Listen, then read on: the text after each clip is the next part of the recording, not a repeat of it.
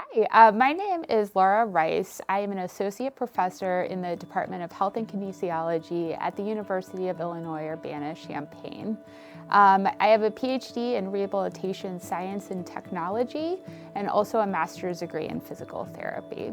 More specifically, though, I have a lot of research that focuses on fall prevention and management.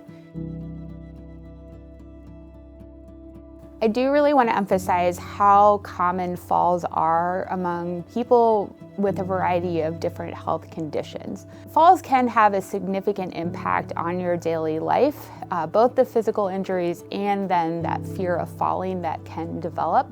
So it is something to take very seriously and consider different ways that you can work to prevent falls. So I focus a lot on people who use wheelchairs. Depending on the specific population, we see fall frequencies anywhere from about 60% of people experiencing at least one fall per year, all the way up to about 75% or 80%. Among older adults who ambulate, it's actually a little bit lower, about 30 to 50% of older adults will experience at least one fall per year. It really does depend on the health condition. However, the population that is studied the most are older adults who ambulate. Some of the risk factors for falls in that population are things like impaired balance, taking multiple medications. Actually, a history of falls is very predictive of future falls. That's one of the biggest questions that doctors will often ask people about. Cognition can also play a role as well. A lot of healthcare providers included think that when we provide a wheelchair to a person, their risk of falling goes away. However, as we've seen from our research, this isn't true. We haven't been able to do as many large-scale studies, but some of the circumstances that we commonly see are things like transferring, loss of balance, poor wheelchair skills, those sorts of things. When people fall, the consequences can fall into two different buckets. So first one is physical injury, something we most commonly think of, but then also people can develop something called concerns about falling.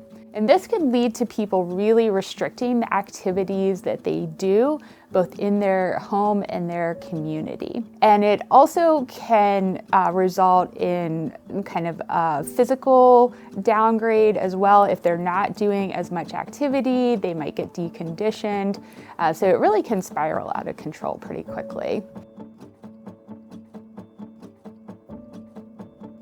In general, what I would recommend is, as much as possible, avoid sticking your hand out to try to break your fall. Instead, try to bring your limbs in and kind of curl up into a ball as much as possible. If you do use a wheelchair, tucking your chin to your chest will help to prevent any injuries to your neck and also to prevent your head getting hit. So communication is really important. If you have a family member who is susceptible to falls, developing a daily check-in program is really important. Research shows that if a person falls and they aren't able to get back up and they spend a long period of time on the ground, this can have some pretty significant consequences. There's increased risk, unfortunately, of death the longer somebody stays on the ground, but also admission to a hospital or a long-term care facility. Again, depending on their health condition, a person could develop a pressure sore. So it's really important, and also from a psychological standpoint, we don't want people lying on the ground for an extended period of time.